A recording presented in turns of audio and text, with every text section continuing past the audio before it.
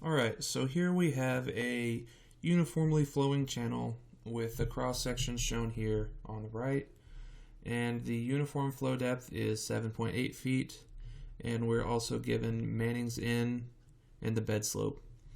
So before we start, we have to realize that, okay, we're given Manning's N, so that means that we are guaranteed to use Manning's equation somehow in this problem.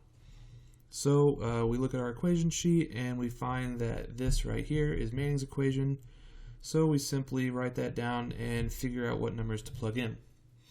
So part A asks us to find the discharge, and we can do that through Manning's equation.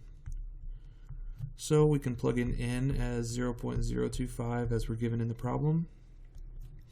And then we have the area of this strange channel. And we can think of the area as the area of this rectangle here minus the area, or plus the area of this triangle here. Or rectangle and triangle, I'm not sure if I said that correctly. So we have the area of that red shaded rectangle, which is 7.8 times 8, plus we have 1/2 times 7.8 times 5.5. That's the area of this channel here. And for the wetted perimeter, if you'll remember, is whenever the sides of the channel are touching water. So that's this whole blue shaded region here. So we have 7.8 for this side here. And then we have the whole bottom, which is 8 plus 5.5. And then we have the length of the side of this triangle here. And to find this, we can simply think of this as a right triangle with sides of 7.8 and 5.5. And in order to find h, we use Pythagorean theorem. So we take the square root of the sum of the squares of the two sides.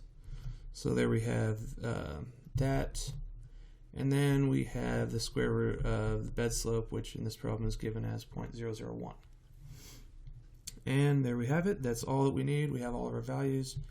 Just plug this big long string of numbers into the calculator, and we get a value of 309 cubic feet per second.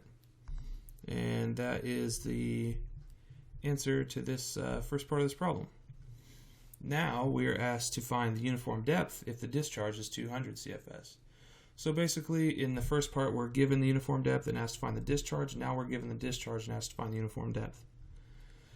And this part B is a more difficult part of this problem because you're going to have to find A naught and PW naught in terms of Y naught and then solve for Y naught iteratively. So before we even start, we have to think, okay, so the uniform flow depth was 7.8 feet for 309 cubic feet per second. So if we lower the discharge to 200 CFS, that means, like, intuitively, that the water depth is going to go down. So that's something to think about when we're moving forward. So I'm going to write Manning's equation over here again. So we have Q equals 1.49 over N, and A naught to the 5/3 power over PW naught to the 2/3 power, and then we have the square root of the bed slope. So in the second part, we know Q, Manning's N hasn't changed, and then we can put the bed slope here, and then we're trying to find A naught to the 5/3 and PW naught to the 2/3. This is the big part that we're trying to find here, and we have to find it in terms of Y naught because we don't know it. So for starters, we'll start with the area in terms of Y. So in this type of problem, we have to think about it a little bit differently. So I'm going to erase all this stuff that we have going on over here.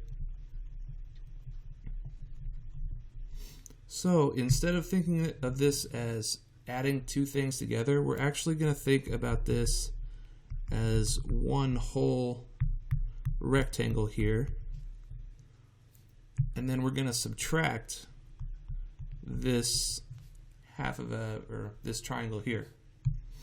So we have our y naught, and we're going to multiply that times the whole length of this thing, which is 8 plus 5.5, which is 13.5. And then, so that's our total area, our total red shaded area here. And then we're going to subtract from that. We're going to subtract from that the area of this this triangle. And the area of this triangle is 1/2. And here, I'm going to draw this triangle over here. Sorry. Draw this triangle right here. If we think about this, the slope of this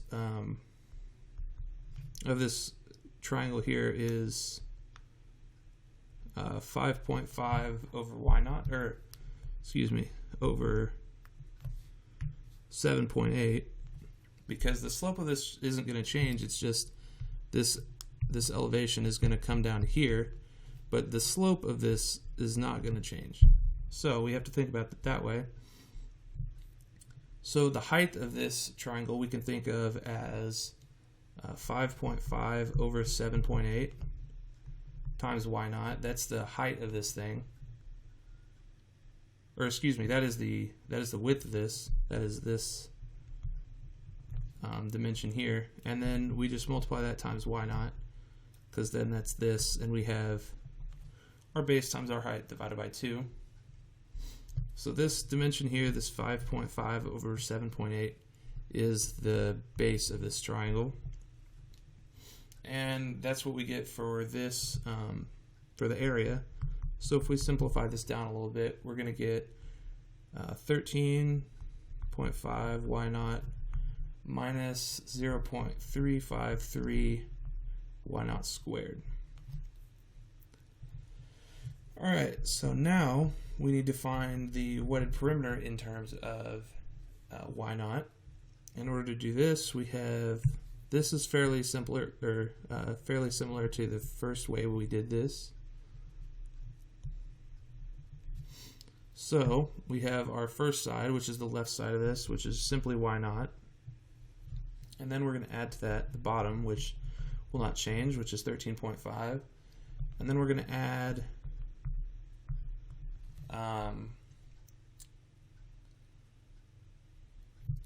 I'll write this down and then explain it. So we have y naught times the square root of 5.5 over 7.8 squared plus 1. So if we think about this, another way to write the slope of this hypotenuse line right here is 5.5 over 7.8, oh, wrong line, 5.5 over 7.8 to 1,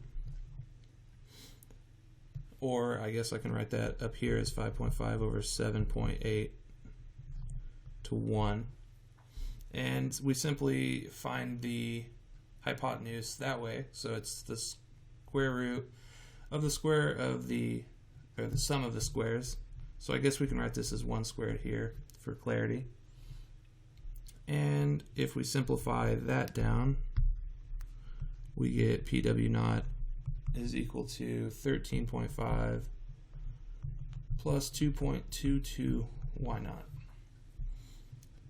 Now we will get, now we can plug these into this equation here.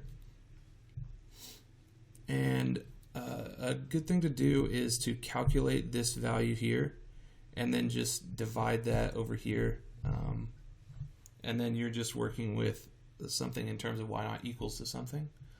So if we rewrite this, we have a naught to the 5/3 over pw naught to the 2/3 is equal to 106.